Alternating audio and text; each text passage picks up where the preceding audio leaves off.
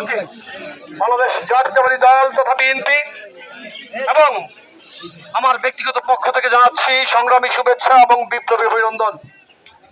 বন্ধুরা আমার, বিএনপি প্রতিষ্ঠিত হবার পর থেকে আজকে পর্যন্ত বিএনপি সবচাইতে জনপ্রিয় রাজনৈতিক দলে পরিণত হয়েছে।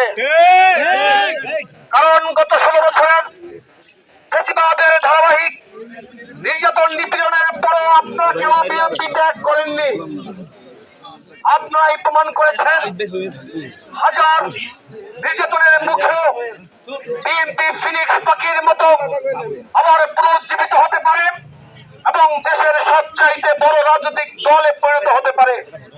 বন্ধুরা আমার, গত 16 বছর ফ্যাসিবাদ বিরোধী ধারাবাহিক আন্দোলনের নেতৃত্ব দিয়েছিলেন আমাদের প্রিয় নেতা বিএনপি ভারপ্রাপ্ত চেয়ারম্যান, আমাদের সাংগঠনিক অভিভাবক জনাব তারেক রহমান।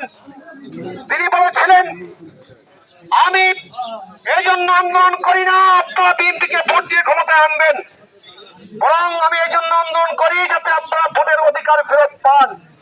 বন্ধুরা আমার, আমাদের ভোটের অধিকার বাংলাদেশে এখনো পুনঃপ্রতিষ্ঠিত হয়নি। কেউ কেউ ষড়যন্ত্র করছে যাতে নির্বাচন আরো দীর্ঘায়িত হয়। নির্বাচনের মুখোমুখি দাঁড় করে দিচ্ছে সংস্কারকে। নির্বাচনের কথা যখন আমরা বলি, কেউ ন্যায় বিচারের কথা বলছে, কেউ আবার পিআর পদ্ধতি নিয়ে এক দলের একগুঁয়ে আচরণ করছে। বন্ধুরা আমার, আমরা বলতে চাই, অতীতে আপনারা যেমন রাজপথে সতর্ক অবস্থানে ছিলেন, আন্দোলন করেছেন, সংগ্রাম করেছেন, ভবিষ্যতে আপনারা বাংলাদেশে একটি স্বচ্ছ গ্রহণযোগ্য নির্বাচন না হওয়া পর্যন্ত রাজপথে সতর্ক অবস্থানে একটি স্বচ্ছ গ্রহণযোগ্য নির্বাচন ছাড়া বাংলাদেশে গণতন্ত্র পুনঃপ্রতিষ্ঠিত হবার কোনো সম্ভাবনা নেই। আর বিএনপিকে যদি জনগণ ভোট দিয়ে ক্ষমতায় আনে, তাহলে যে দাবি নিয়ে গত 16 বছর আমরা আন্দোলন করেছিলাম, অর্থাৎ গণতন্ত্র পুনঃপ্রতিষ্ঠিত করা, আইনের শাসন কায়েম করা এবং রাষ্ট্রকে নিরপেক্ষ করা, তা সম্ভব হবে যদি বিএনপি ক্ষমতায় আসে। নির্বাচন না হওয়া পর্যন্ত আপনারা রাজপথে সতর্ক অবস্থায় থাকবেন, এই আশাবাদ ব্যক্ত করে সকলকে ধন্যবাদ জানিয়ে আমি আমার সংক্ষিপ্ত বক্তব্য শেষ করছি। খোদা হাফেজ।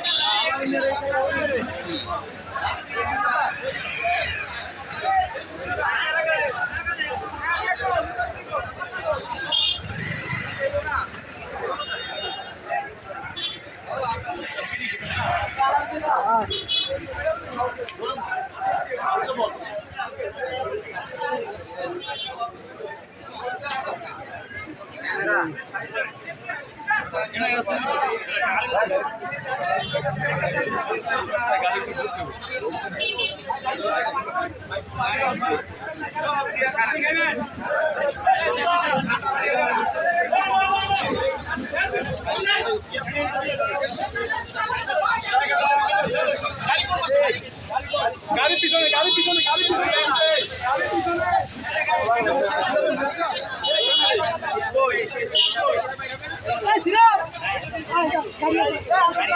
Hey, yeah.